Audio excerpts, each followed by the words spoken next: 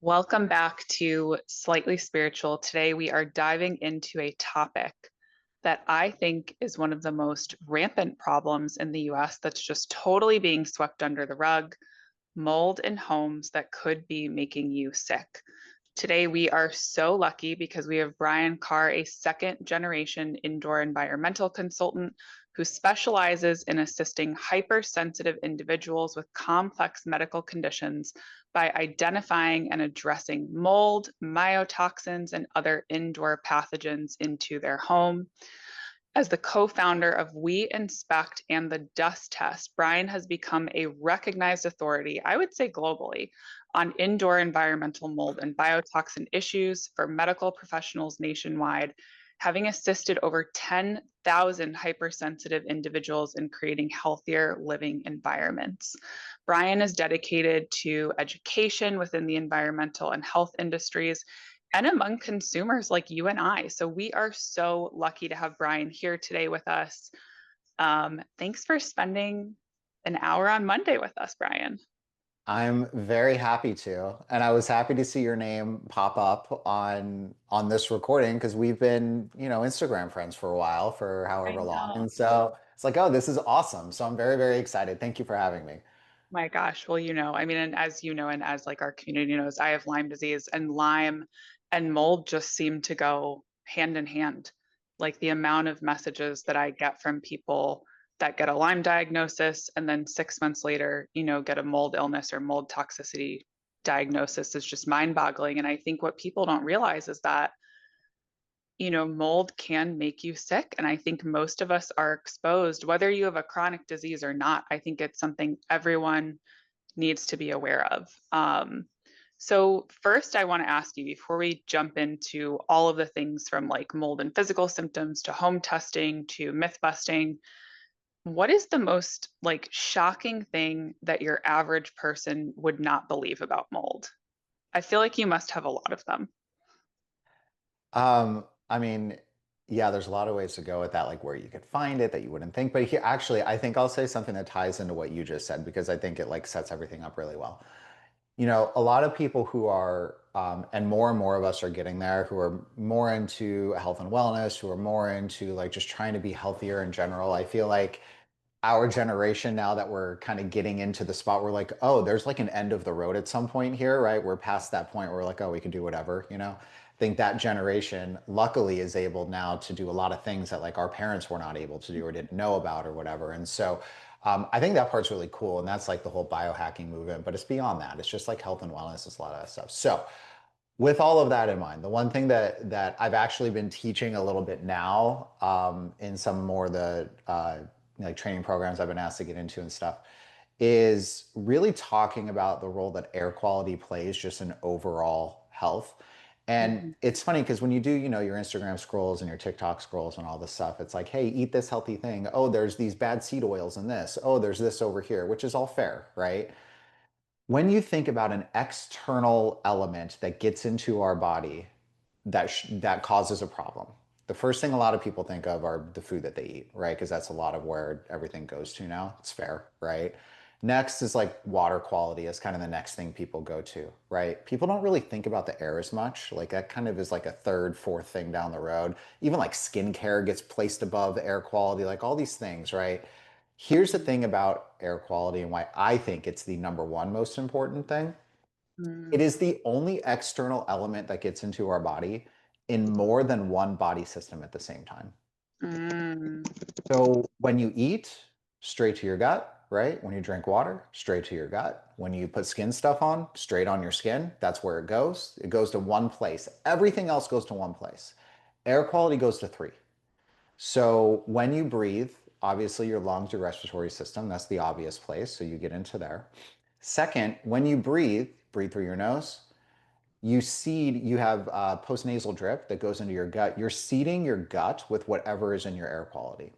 So if you have elevated mold levels, if you have other things going on, it gets into your sinuses and then through the mucus, it drips down through postnasal drip into your gut. And if you have a mold issue or whatever's going on, you're now throwing off the whole ecosystem of your gut because you're introducing all of this mold stuff that shouldn't be there.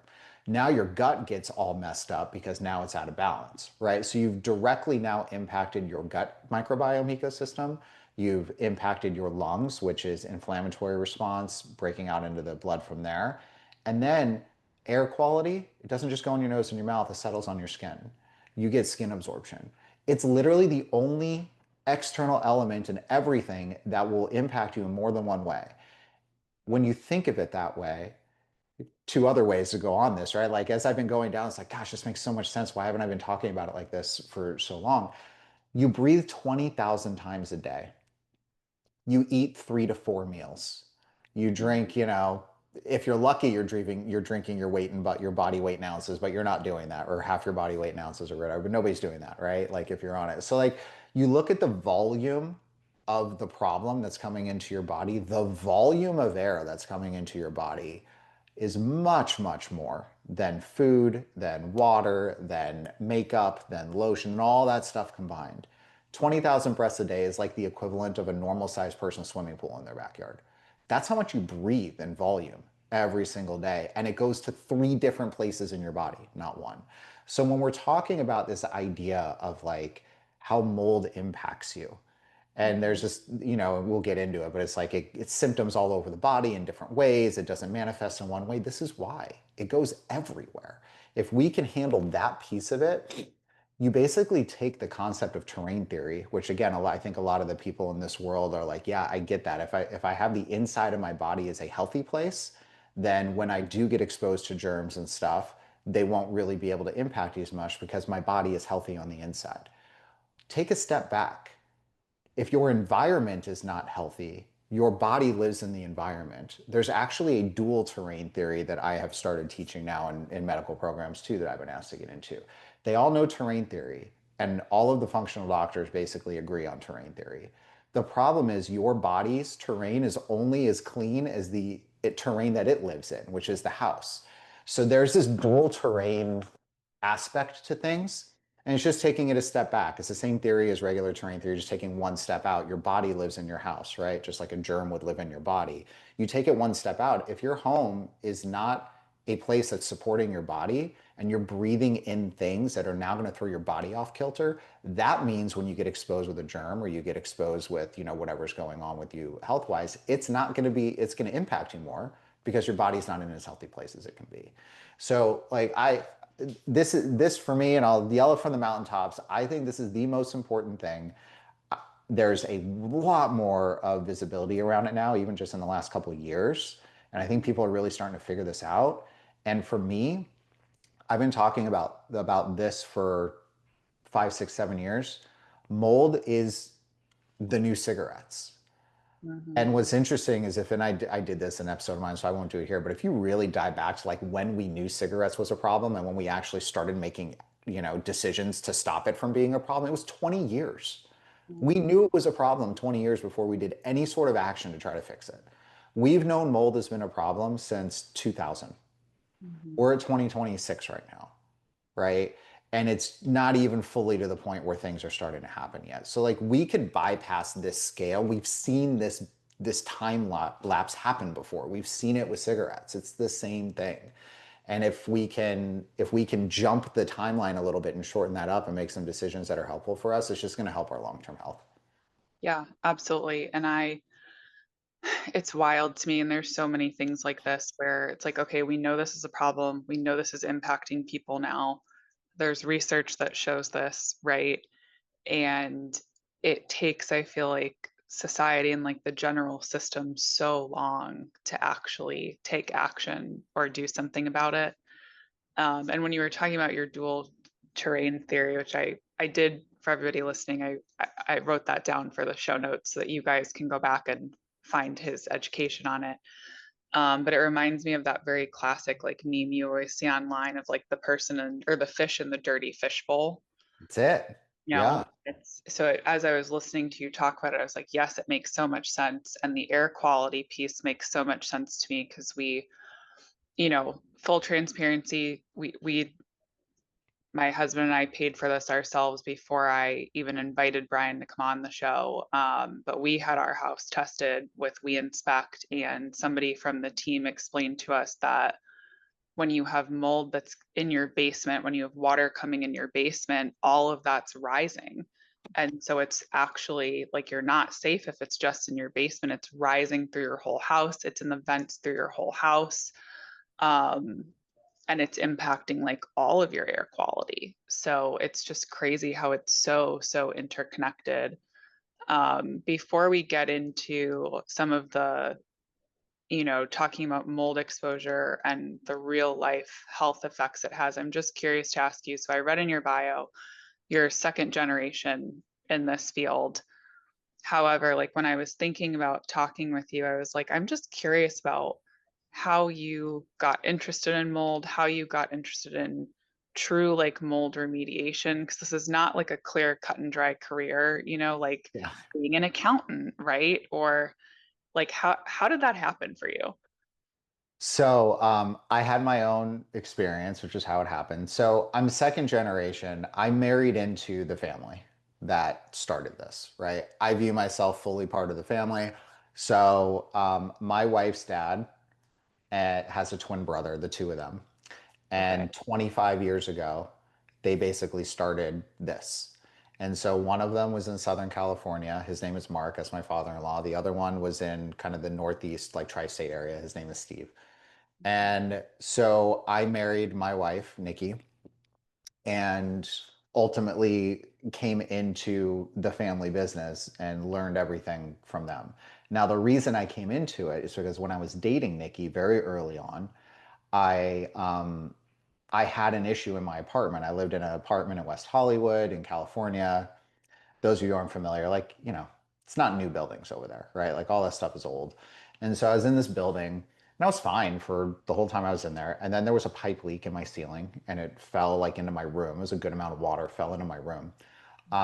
And so, I did what everybody does. I called the landlord because I didn't know any better. I didn't go to school for science. I didn't go to school for any of this stuff. I was in advertising at the time.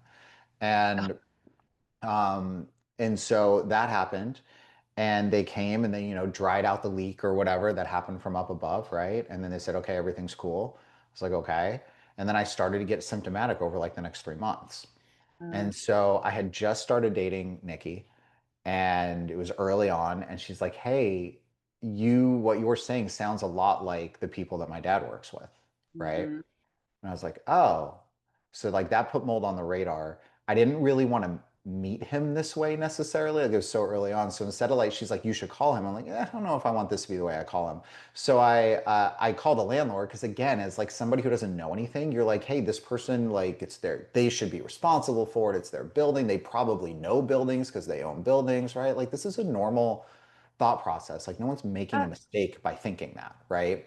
yeah. And so, so anyways, I call him. He's like, "Well, it's dry. There can't be anything, but I'll send somebody out and we'll do, So Mm, what did they do? They came in and took an air test in the middle of a room and left. And of course, the air test said there was no problem, which we could talk about later. But of course, it said there was no problem. And so then it was basically like, there's no issue in your house. And when Nikki heard that, she's like, I'm sending my dad over. This is literally what happens with everybody. She's like, you are telling me the story that happens with everybody.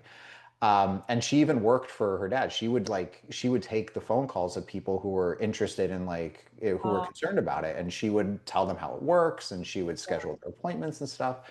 And so she set her dad to come up, and he was I was an 800 square foot apartment. He was in my place for 2 hours, an 800 square foot apartment. He was in there for 2 hours. So what had happened, there's a pretty significant leak in my ceiling. So if you guys can imagine, if you're listening, think like your kitchen island and you have like a pitcher of water and you pour water on your kitchen island, right? It's going to go sideways and then it's going to hit the edge of the island and then it's going to go down, right? That's what it's going to do. So my ceiling was like the top of the island. There was a lot of water. It would have gone sideways across all my ceiling, would have gotten to my walls and then come down all my walls because there was that much water. But when they came in, they just cut out a hole in the top and stopped the leak and dried that out right there. I was literally in a box of toxic Oh, mold effectively oh, for months. And so I started like just deteriorating. So for me, it was cognitive. So it yeah. was like memory. I wasn't as sharp as normal. I don't know if you guys can tell already, but I talk pretty fast. I'm like pretty just how I am. So like I was like slower. I wasn't thinking as quickly as normal. Like I was feeling that. And then I went in to go wash my face one day in the morning and I saw that I had like broken out an eczema on my face basically. And so that was like the trigger that was like, hey, I'm calling my dad to come in and do this. finds out that all the walls have problems in them, this whole thing. Helps me get out of my lease, because I'm, family, right? So I'm like, hey, will you just like, what do I do? What do I do? And so he helped me like through all that stuff. And then at the time it was in around 2000. I don't know. It was around the time in like the late 2000s where there was the economic downshift. And so I actually had just been laid off from my job at my ad agency because they offered me a VP position. I didn't want to do it because I didn't want my life to be 12 hours a day doing that. So I turned it down. And they're like, "Well, why are you here?" And then they laid me off basically. And so I was like looking for a job, right? So it's like all these things kind of line up. And I saw what happened and like how impactful it was. And the one thing I didn't like about my previous job was that I didn't feel like I was doing anything that was like useful in the world, really. And so I was like, whoa, this is incredible. You helped me, you do this. And so I was like, I want to work for you. I want to do this. And he's like, we had just met. I'm not even like I'm dating his daughter for a while. I was like all in on her. I knew that was going to work, so I wasn't concerned. Oh, And I was like, dude, I just want to do this. This is crazy. And so I ended up shadowing for a while, and then he fully trained me. And then so that's kind of how I learned how to do all of it. And then myself and my his nephew, which is my cousin now, right? We took what they started and turned it into We Inspect, basically. And so that's kind of the story of how it all happened. I love that. That was not that, I wish you were ill, obviously, but it's like the whole thing was just meant to be. Like you and Nikki and the getting into this business and one thing truly like led to another. So it's pretty neat. Yeah. So I heard you mention that one of your symptoms was brain fog and not Hmm. feeling like you could think as quickly as you normally do. And obviously, living in mold and mold exposure has real life health effects. So, what are some of the other physical symptoms that you know of when somebody is exposed to mold? So, what kind of makes me crazy about there's a lot of things that make me crazy about the healthcare system, but I won't go down that road right now. It's for another time. Is, so many people have these mystery symptoms, right? Or these ailments that they complain of, and they go and they see their GP, and their GP is like, oh, well, that's getting older, or oh, well, it's just this, so it's not that bad, right? And like mystery symptoms aren't normal in reality. And it could be related to something like mold exposure. So, what are those physical symptoms? Yeah. Something I've learned over the years, and it's not just health, it's everything. There's kind of generalists and then there's specialists. It's even the medical field, which are like, hey, you've got cancer, go see a cancer specialist, right? Like they're going to be the ones that can figure that out. It's and it's in all areas, all these, even people that repair cars are specialists that work on certain things versus like there's the body shop versus the people that do this, right? There's like different versions of the same thing that happen. And it's really normal in certain areas to just like refer out to like a specialist to do something, but they have to have the understanding of when to trigger a referral out to a specialist. And I think the problem is that our general medical community just isn't equipped with the knowledge or the tools or frankly the system that supports it when you talk about insurance and codes and all the things that have to go in the systems to even know. Like I don't think that they're doing it. I just think that they have no idea even how to figure it out, right? And so they're just told this is what you do, and so you do it. The thing about mold that's really, really interesting and makes it really difficult is kind of off what I talked about earlier, just how it impacts you and all over the place. It can impact every single body system in your body. It doesn't have to impact all of them. For you, it could be a couple of them. For your husband, it could be a couple different ones. For your kids, it could be something completely different, right? And so one of like the big, before you get into like the specific things, like one of the big patterns that I see with people is kind of lays out in two different ways. One, it's a person who has multiple symptoms across multiple systems of their body that feel unrelated. Mm. So for me, like there's no connection between cognitive and skin breakouts like that. Like, you would think your dermatologist goes here and your neurologist figures out what's wrong with your brain, right? You would think that those are separate things that are not connected, right? But they were, and they were directly connected to what was going on, right? And so one pattern, if you're somebody who's like, hey, I'm noticing like fatigue over here, but maybe some brain fog over here, and then like, Maybe my digestion is like weird, my gut stuff is weird, and you're kind of seeing all these things. You get really bloated after you eat certain things, whatever. And you're like, I just got all these things going on. And the current thought is what you said. Oh, when you get old, your body just starts doing this stupid stuff. That's not true. Like your body is not built to do this stuff. Symptoms are a sign that there's something wrong. Symptoms are not just what happens later. Symptoms are your body basically putting out an alarm saying there's something wrong that's causing this to happen. It's trying to tell you that something is wrong, right?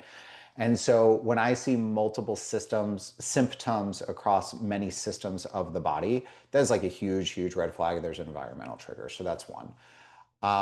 The other is if you have multiple people in the house that all have different things going on. They could all have one thing going on, but they're all different. And they all don't really seem to get better in the way that you would expect them to, Mm. right? This happens a lot when people come to us when their kids are maybe having like pandas or autism or behavioral issues or things like this. So the kids are really the driver. But then you like dig into it and you realize that like, the husband is having just like, they're just like constantly tired and they have fatigue issues going on. And the wife has, digestive stuff going on or just chronic inflammation like immune reactivity or whatever. And you start to see all these things. And if you try to think about it like linearly and rationally, you're like, if it's the house and we're all breathing the same air, we should be reacting the same way. So it doesn't make sense that the house is the trigger. That's how people think, and it's fair. It makes sense. The variable on this, and nobody really thinks about, is not every person is the same inside. Mhm. And so, broadly, an example is if I have the flu and my wife is taking care of me and she's around me all the time and she doesn't get the flu, how is that possible? If we're Mhm. breathing the same air, how can I have it and she doesn't have it? Why? Because her immune system is better at that time or because Mhm. other things are going on.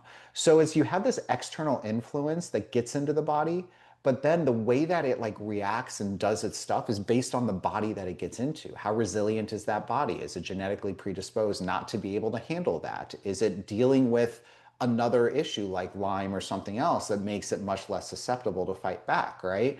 So those are the formulas that then turn out how somebody reacts on the outside. And when you like understand it that way, it makes so much more sense when you're like, oh, I can have the flu and my wife doesn't. Or my kids come back from school coughing all over me and they all are sick and my wife is the one that's sick and I'm fine and I'm taking care of everybody. How is that possible? How can that be possible? It's because everybody's body is different when you're impacted by the same thing. So with all that said, like I actually went back and did like a bunch of research on just like what people report as like our clients as their top symptoms when they come and talk to us, right? Because I was kind of curious. And I was actually thinking it was going to be more diagnosis based things like Lyme disease, pandas, SIRS, like all that stuff. But actually, when people are coming in, they're talking more about their symptoms than they are about their diagnoses. And I think that's because a lot of times they haven't been diagnosed because Yeah. they're not looking at the right person or they're not finding it, right? So, like the top five, it's fatigue and exhaustion. It's number one on the list. Brain fog, cognitive, memory, all that stuff.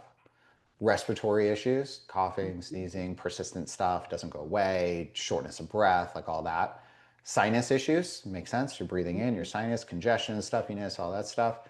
And then autoimmune issues are kind of like the top five. And then to round out the next, it's joint pain, inflammation, gut issues, skin issues, allergies, headaches, sleep. Those are kind of like the broad things that our clients report to us when they come in, right? There's there's like 30 on this list, but those are like the top 10 that come in. That unfortunately that doesn't surprise me, and it's as I'm like listening to you talk about the symptoms and how each person can present completely differently despite the fact that they're living in the same house. We all have unique bodies, right? So it makes sense that they react differently. It reminds me just once again of Lyme disease. It's like always my point of reference, which is nicknamed the Great Mimicker, because a Hmm. lot of the times people that present with symptoms, their doctor will test them for lupus, test them for other autoimmune things, and it comes back negative, comes back negative. Um, and in reality, they have Lyme, but it mimics all of these other conditions. And mold illness sounds like it can be very, very similar, unfortunately.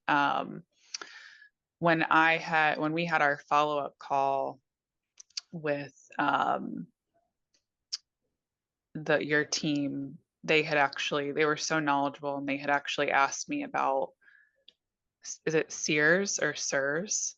SIRS, yeah, people say it different ways, but yeah. And like every single one of those like inflammation based symptoms reminds me so much of SIRS. And I'm sure that a Mhm. lot of people unfortunately have that and just don't even know that that's something like So SIRS, that they just for have. people that don't know, that's actually genetic predisposition. So about 24% of the population has a gene in their body that is predisposed. So it's expressing in a way that doesn't allow them to detox environmental contaminant, which means that if you're getting exposed, it just builds up, builds up, builds up, and is triggering inflammation all the time. Your body can't get it out. So, I mean, that's like a fourth of all humanity that Mhm. has that going on, right? So, just US alone, if you look at that and a couple of others, 130 million people in the US that are either knowingly or unknowingly, and that's like low Yeah. estimate, knowingly or unknowingly impacted by mold issues. Yeah. And that I think like once again goes back to, people always ask the question, I think whether it's mold or something else, right? Like, oh, well, why are some people so affected, versus others in the same environment? And each body is just so different. So I'm curious to know, it's interesting when you look at mold just generally online and the topic of mold in homes, mold exposure. And I feel like I always see the reference of like good versus bad mold, right? Or like mold versus toxic mold. And I would love just to know as an expert, like what is your take on that? It's a really good question. People ask us all, they're like, well, is there toxic mold here? So like let's start there. There's no such thing as toxic mold. There's not a mold that's actually toxic. There are molds that can create toxins, but the mold itself isn't toxic. So these particular molds can create a byproduct that's a chemical. So it's a Mhm. toxic chemical that they can create, but the mold itself isn't a toxic thing on its own. And I think a lot of times it's important to understand like what that is, because then it goes to your second question of like, well, are there like dangerous molds versus not dangerous molds, right? And yeah, I actually had like a whole conversation with a good friend of mine, doctor, a long time ago about this too, because we were talking about it in the lens of like, if someone goes through and does remediation Mhm. and we feel confident that they got all the sources out of the house, and they do an ERMI in the house, which is a dust collection sample, and it shows up that there's, one fragment of, let's say, Stachybotrys, which is what's known as the black toxic mold that's picked up on that ERMI sample. But all the sources that were found come back clean, so we know that they removed all the sources that were creating it. And the mycotoxin tests in the house come back clean, which means we know there's no toxins in the house. So if that's your setup, there's no toxins left, there's no more factories creating problems, there's no more growth issues, and there happens to be one random spore of Stachybotrys floating around the house. Are you concerned about that as the doctor, understanding the setup that I'm giving you and knowing that we went through the house and did it? And she Mhm. was like, if you guys went through the house and I know that, then no. Because the mold itself is not the toxic thing, right? It's no different than any other mold type. So all molds are allergens at their base. So all molds can trigger immune response. Okay. The other caveat on this is that you haven't been pre-exposed as like a young person. This is another reason why certain people get more impacted than others to a particular mold type when you were younger that then trained your body to freak out when it saw that mold type, because that Mhm. can happen too. So assuming that like it's a person who doesn't have any predisposed, like I'm gonna freak out when I see this specific mold type and just kind of making everybody just stable like that, then that's not a level of concern at that point. If it's a very minimal amount and we know the sources are gone, there's no toxins in the house. And so the thing about like, so then people start categorizing like healthy mold and non-healthy mold. And like this is, and it's like, there's no such thing as like a healthy mold, right? Mhm. All molds are going to be at minimum an immune trigger of some kind because they're an allergen. So it's not that they're like super unhealthy necessarily either. It's just that there's no such thing as like a healthy mold in a house, right? Like it's not like mold helps you in any way, right? There's no pro to it, right? There's obviously nothing we can do about mold being in our environment. So we have to understand the balance of like having some exposure versus having too much exposure for our individual capacity to handle it, right? So there's that component of it. But I think the reason people talk about like healthy and unhealthy molds is because there are certain mold types that are just common. And we do this in life all the time. It's not even just with molds, literally with everything. If something happens a lot, or it's common, or it's something we see all the time, we normalize it and Hmm. then we desensitize to it. It happens in every aspect of life. Just think about like terrible things in the world that happen now compared to things that might have happened 50, 60 years ago. And could you imagine what the reaction would be 60, 70 years ago versus now and some of the things that are going on? But now we're just like, oh, that happens. And like, oh, that's too bad. But it's not this thing that's like, oh my God, how did this possibly happen? Right. So we've like normalized and desensitized ourselves to these things that happen that are bad, but they just happen all the time. Right. And so what happens is that same human element gets thrown into this. Let me figure out what molds are healthy or unhealthy. And because cladosporium grows all the time and it's everywhere, we're going to say that's not an unhealthy mold. There's species of that can produce toxins. And if you have a whole lot of it, it can trigger immune response in your body, which can cause as many problems as the black toxic mold or something else, right? The body reactions are not limited to the mycotoxins. And I think that's another thing that people lump into this when they start talking healthy versus non-healthy molds. Your body at minimum, because molds are an allergen, you're going to have an immune response. So you can literally have mast cell activation syndrome, which is basically histamine release from the introduction of an external stimulant. And so you have a histamine release from what are called mast cells in your body that could have nothing to do with toxins at all. It could just be your mast cells are on high alert, and now you just get a little bit of mold fragment or whatever in that's a quote healthy mold, and it's going to freak out your histamine and it's going to go crazy, right? That's not healthy for that person. It's not toxic, right? So toxins and the mold spores themselves are triggering different things in your body. So what I would say like broadly around this, it's not about like, is a mold healthy? Is a mold not healthy? Is it this particular type? Is it that one or the other? It's about understanding like where your body sits and its ability to be exposed to this external trigger and how much of it can handle, right? And let's say for those listening, just think scale of 5 to 10, and let's say my body can handle 5. This is how much my body can handle of external mold exposure. Well, if your home is a 7, it's too much and it's going to trigger your body and your body's going to freak out. Now, does that mean you have to get your home from 7 to 0? Doesn't mean that. What if you got your home from 7 to 4? Your body can handle 5. So what if we just get it to 4? Give your body a minute to just kind of like recalibrate for a second. You're probably going to start working with someone who's probably going to put you on some protocols to support your detox, support your methylation pathways, some of these things.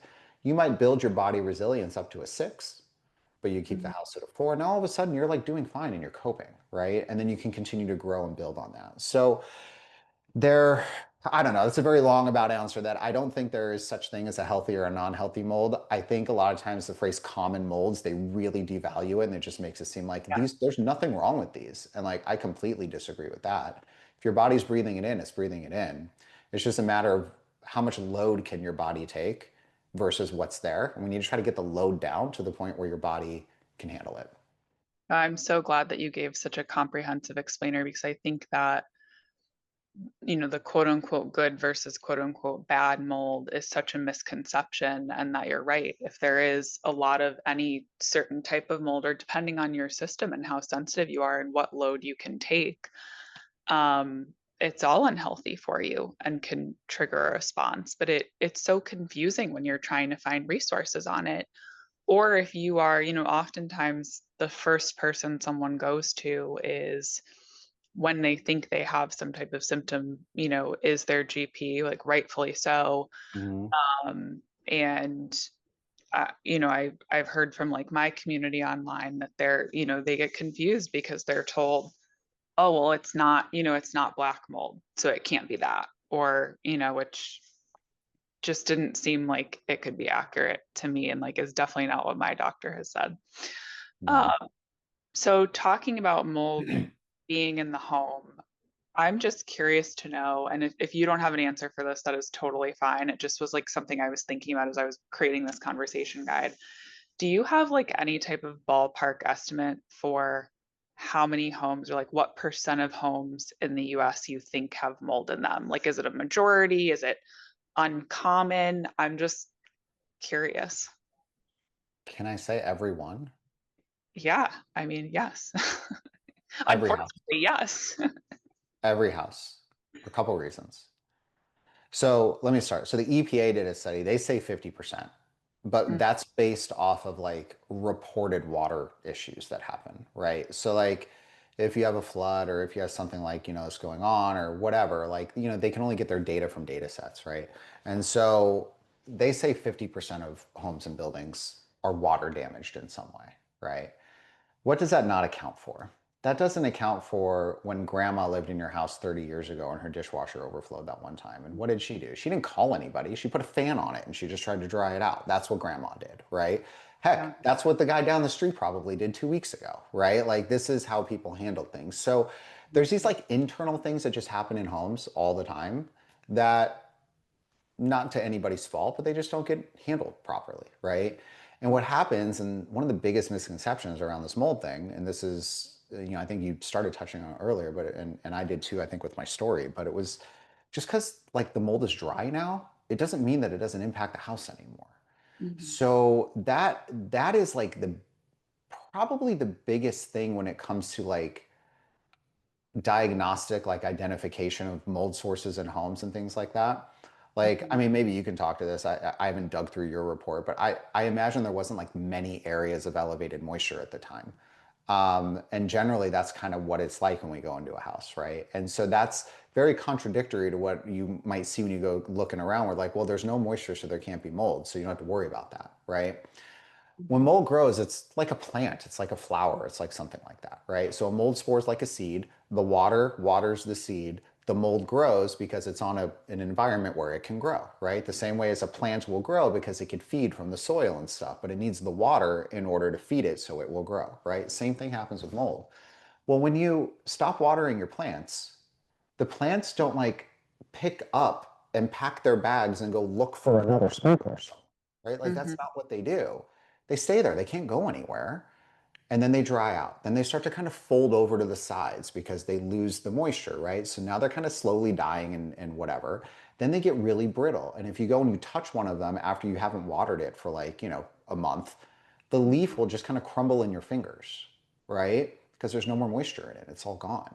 That exact same thing happens to mold. So when you have a mold colony that grows and the water's still there, it's actually way more sturdy. Like it's not breaking apart into a million pieces.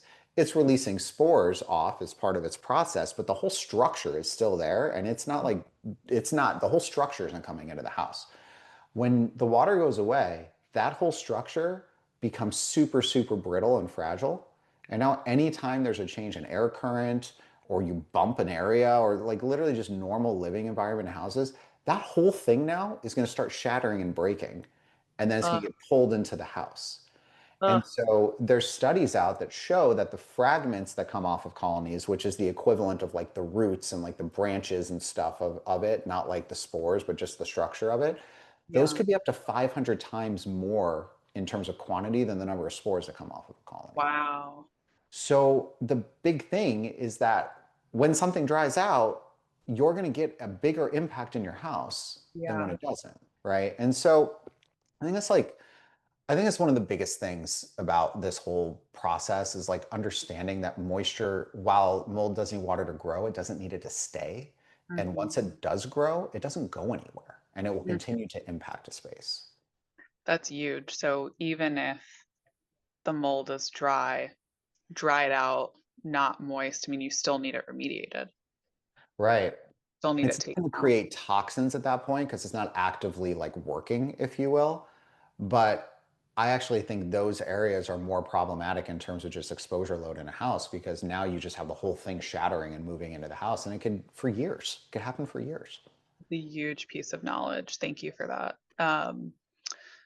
So based off of what you see or your team sees in people's homes, are there any certain spots that you see mold growth over others in the home? Like I know that if I was not at least decently educated on this topic and I was listening to us talk, I would be saying, "Oh my gosh, now I'm going to go, look in my crawl space or look in my HVAC room or whatever, and I'd want to know where to go look or where to have tested. Yeah. So there's a few. So while I just said it doesn't need water, it does need water to grow, right? So we have to think of like, okay, where's moisture most likely to occur? And those are going to be your highest likelihood areas where there are things going on. So think showers, toilet areas, sink cabinets, like are very big ones. Anywhere, around your water heater, anywhere where there's some sort of like water line or moisture or something like that, there's just a higher likelihood just because there's constant water Mm, movement through there. And over time, all these things, nothing stays functioning perfect forever, right? And so over time, you get a little drip over here, you get this thing over here that happens, these things kind of go on. With showers, as grout lines that start to crack and deteriorate, and then water can get in behind the grout. Now you're getting water behind the tiles of your shower, underneath. So that happens very frequently.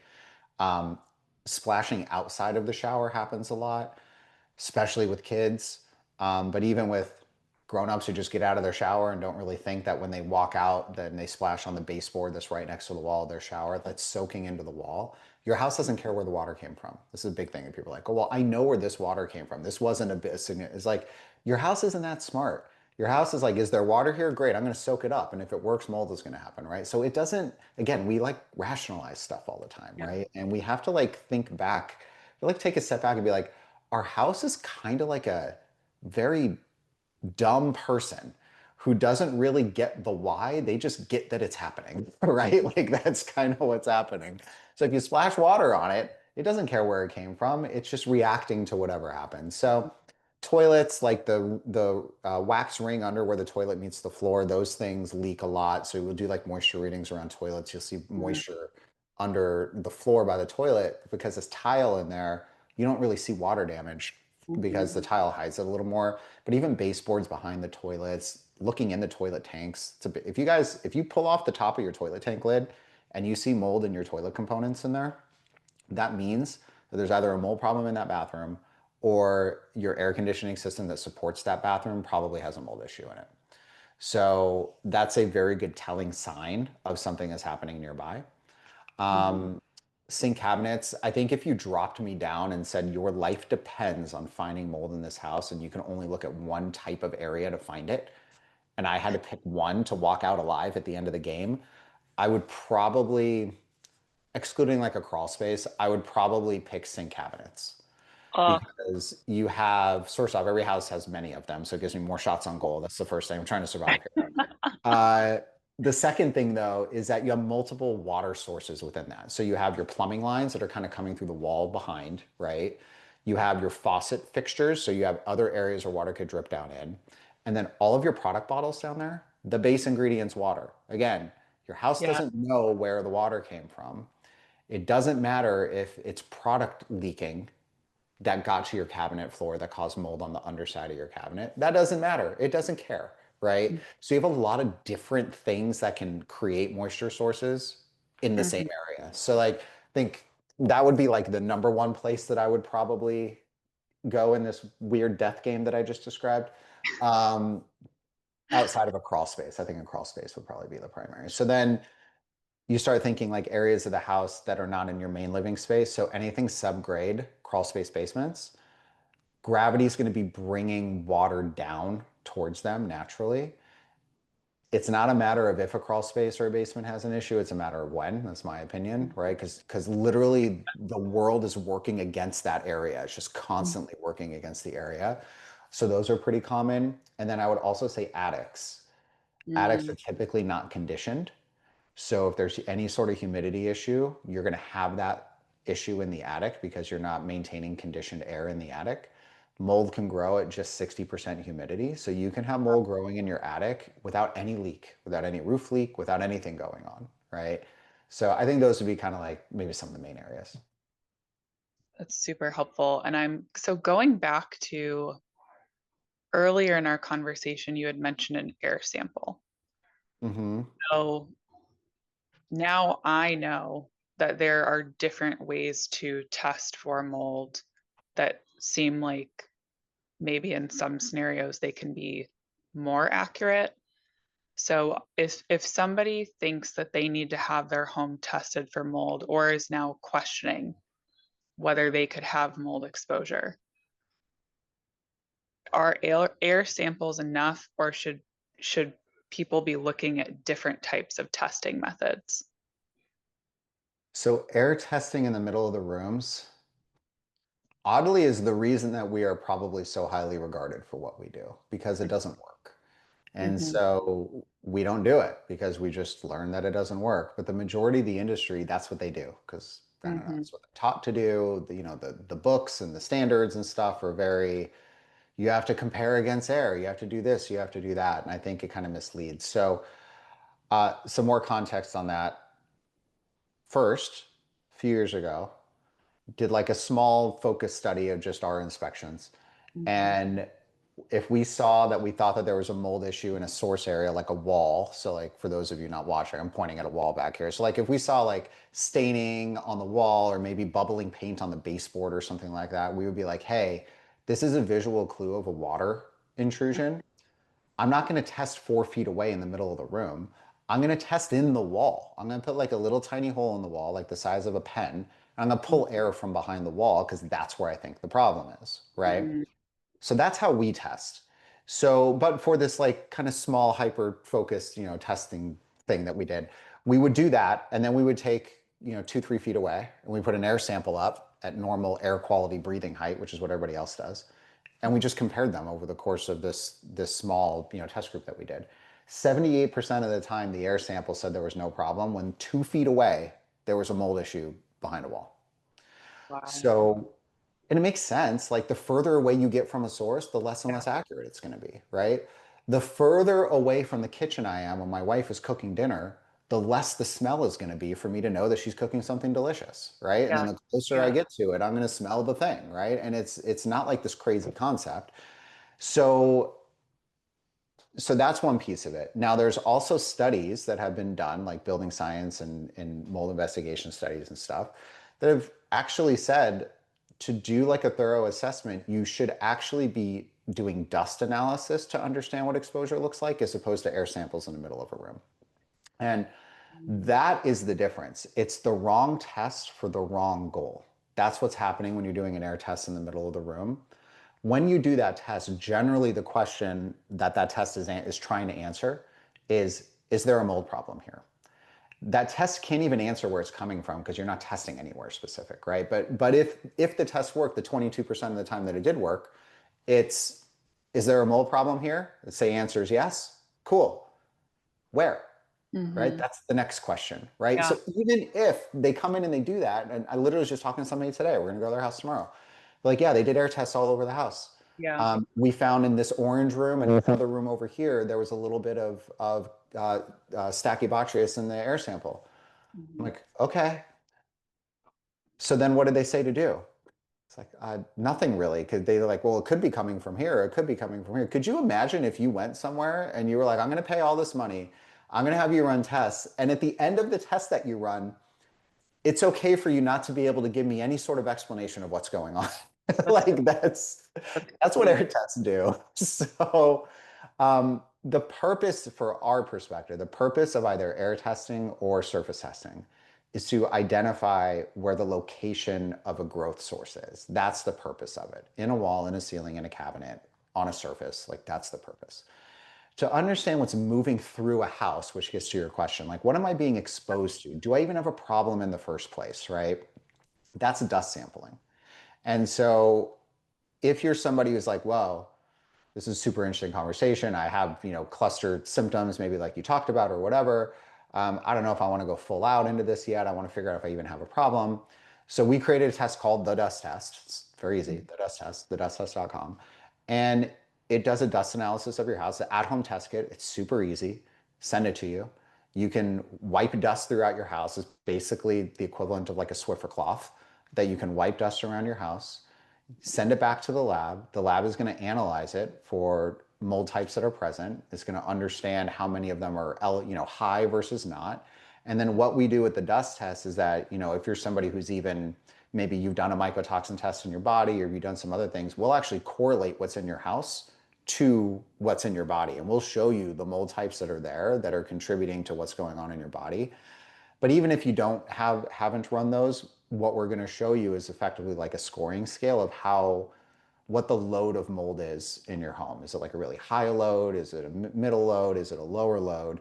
And then we're also going to show you the mold types that are higher than what kind of the benchmark numbers should look like, right? So like when you get this back, even if you haven't done clinical testing, what you're going to see is these are the molds that are elevated, right? You're going to see your total load score, if you will. So if you have a higher load score, if you have molds that are higher than kind of the individual species benchmarks, then there's Mhm. probably something going on in the house that's contributing to that, right? And that could be a really good screening test to say, hey, listen, yeah, I guess I kind of see there's something going on here. Now I need to decide, do I want to like dig into this or do I not want to? And that was, so I had asked my Instagram community, what do you want to know? Like, what do you want to ask Brian? And there were Mhm. so many people that had said, for someone that just suspects this or is just starting this journey, like, where do I even start? Where do I begin? And it sounds like the dust test is a great accessible place to begin before you really dive in. So I'll make sure that for anybody listening, that I include that link in the show notes so you can go check it out for yourself. So before we close out, what do you think is the biggest myth about mold that you hear all the time that you wish you could just like delete from people's brains? So the one about wet and dry is a huge one. I think that we talked about this, a very big one. The one about air testing in middle of rooms actually telling you what's going on is a huge one, right? So we've kind of hit on a couple of these things already. I think the other of the three are if there's mold behind a wall, it can't impact me. It's Mm-hmm. blocked, can't come out. It's like sealed up back here, like nothing can happen. If that was the case, nobody would really get sick. Yeah. Most Yeah. mold is not on surfaces in the house. Like everyone listening to this for the most part is going to be like, I don't have mold everywhere. Yeah. You're right. You and 95% of everyone else don't have mold all over the surfaces of your house. The secret of how we do this is that we actually don't go through the house looking for mold. Because if you go looking for mold, you're not going to find any of it because it's all hiding. What we need Mm-hmm. to do is we need to look for like the clues that tell us that mold is hiding somewhere. And then we need to try to identify if it's hiding, right? And so those clues are signs of previous water issues, right? Bubbling paints and discoloration. You know, maybe there's an odor, maybe there's not. There doesn't have to be odor, by the way. Most times there's not an odor. Um, you know, a warp in a floor, like these things that happen in a house is sometimes we're just like, oh, the house is old. Stuff Yeah. happens. It's like, why is it happening? Right? Why is it happening? We know that these things are are indications of a previous moisture intrusion. Now, of course, other things can cause similar, you know, can cause a warp, right? So we're not saying it's always that, but this becomes like the footprints that lead us to the hideout, you know? And so we use that to dive in. So I would say, and then once you get behind the walls, just to finalize that piece of it, there's other studies here that support this too. But mold doesn't stay behind your walls. Nothing stays behind your walls. Everything comes out. It gets pushed out through air currents, it gets pushed out through air pressure, different things that happen that way. So it's a very common thought to be like, oh, well, it's back there, nothing's going to happen because I can't see it with my eyes. But for those of you who haven't really seen how a house is built in the back, like behind and how everything connects, there's gaps everywhere. Stuff Mm-hmm. just moves throughout the whole house in all different ways. So I think that would be the other thing. Because I think a lot of times people are like, well, if it's behind this wall, I don't have to be concerned about it.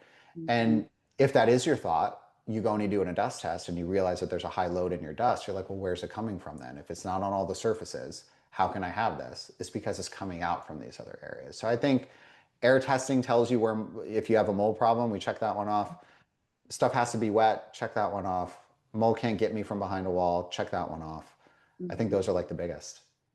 Yeah, the only, not that I am an expert like you, but the only thing that I wish more people would recognize that makes me like literally physically cringe that I hear is, oh, I live in a brand new house. I can't have a mold problem. And it's like Hmm. in reality, anybody from a old house to a brand new house can have a mold issue and a water issue. And people just really don't realize that. Well, you know the thing with that, which is funny, is if you ask somebody what brand new means, when Mhm. I hear brand new, you know, I'm not from the East Coast. I'm not from like old America, right? I was born in Vegas. Everything was built brand new, and if it was older than 20 years, they knocked it down and built something new. So like for me, new is like they built it last year. That's what new means Yeah. to me. If Hmm. you talk to somebody on the East Coast who lives in like New York or Connecticut, new is like a 40-year-old house. That's new. Yeah. right? That's And funny. so I always think like I always like qualify that when someone says, well, it's new. I'm like, well, like what's new mean? Like how new? Like, oh, it's only 20 years old. I'm like, think of all the things that have happened in the last 20 years. It's Yeah. a lot of time. It's a lot of time for stuff to happen. So like that's one big Yeah. piece of it. But even in true new, Yes. there can still be issues. There was this one person I went and looked at their place years and years ago. Brand new build in a really nice area of LA. Hadn't even moved in yet. So the developer built like four of these houses like along the same strip and they were selling them all off, right? So it's like literally no one moved in. And I go up in the attic and there's mold all over the attic. So they used wood that had mold all over it to build the house because you could see it all over the framing in the attic, right? And then the HVAC systems were all contaminated. It was all a disaster. Everyone. Nobody had even lived in the house yet, Oh, right? So there are things that happen in the building process or things that can happen when even if you're like installing these guys, they can install the toilet and maybe something floods out and they just kind of like dry it real quick and then they just keep going, right? There's mhm. things that can Yeah. happen. So I say all of that, and then someone listening is gonna be like, great. So you're basically telling me there's no hope for me and it's everywhere, right? And I will say, like I said at the top, or when you ask me, I think I could find mold in every single house I go into. Yeah. The problem isn't if there is, it's how much is there and who is living in the house and how Yeah. much can they handle, right? So I think that's really the question. And so, I think when people try to like run towards zero mold, like this is my goal, like that's never going to happen. You just can't do that. What we need to run towards is home that supports my individual health needs. That's what we need to Mhm. run towards. And I think if we look at it that way, people get better. People get better even when they don't remediate everything that we find. Most of our clients don't. We find a lot of stuff. We're really good at finding stuff. Most clients don't remediate everything that we find. But the way that we structure it, we prioritize all of it in the point where we kind of are like, you don't necessarily have to if you don't want to. But if you run at these top, 20% of things or whatever, we think these are going to give you a really significant reduction that could be meaningful for you, right? You should talk to your doctor, see if they're in alignment with that. But if you look at that and say, hey, we now know at least like you apply 80/20 concept, you run into it that way. And the goal isn't zero exposure, it's just let's get a meaningful reduction so our body can kind of get some balance. Yeah. I think that's a great place to start. And it leaves people not feeling so overwhelmed and not like it's all or nothing, right? So for anybody listening that wants to learn more and keep up with you, you share such great education, especially on Instagram. Where can they find you? Well, Instagram has a lot going on there. So it's at Mold Finders, which sadly I wish I used a different handle because everyone thinks our company is Mold Finders now. So that's like, it's a thing. It's too late. It's out of the bottle at this point. You can find us there. My podcast, which is called Mold Finders Radio. There's a whole lot of this on there. There's like 200 episodes on there. Um, and then, I mean, honestly, like, it's one thing to like scroll through stuff and look at stuff, but the reality is like as much as I try to put out there for education and things like that, there's only so much that you can like kind of take without really talking to somebody and having your place looked at, right? So like what I would say is like off a conversation like this, if you feel like that you're experiencing some health things that are kind of connecting the dots and it's enough for you to want to take some action on it, right? Because not everybody, might not be severe enough for someone. They're like, I don't feel like I need to do X, Y, or Z. And that's fair, right? But like if you're somebody who's like, yeah, this is having enough of an impact on my life where I would really like it to not be, right? Like if that's where you're at, then I would, you could go scroll around and stuff, but I would go to just our site is yesweinspect.com. There's a button on there to set a free call with one of my coaches, and we can just walk you through like what this looks like and talk about your home situation a little bit, talk about your health situation a little bit, and just see if it makes sense for you to dig into it, right? And if you just want that little extra kick to get you into there, you could start with the dust test. And then if you start with the dust test and it's like, oh, I do have a problem here, now you have a Mhm. little, you have a little validation where like maybe it makes more sense to dig into it. Yeah. Well, that's super helpful. Thank you. And thank you so much for joining us today. Yeah. Thanks for having me. All right. Bye, guys.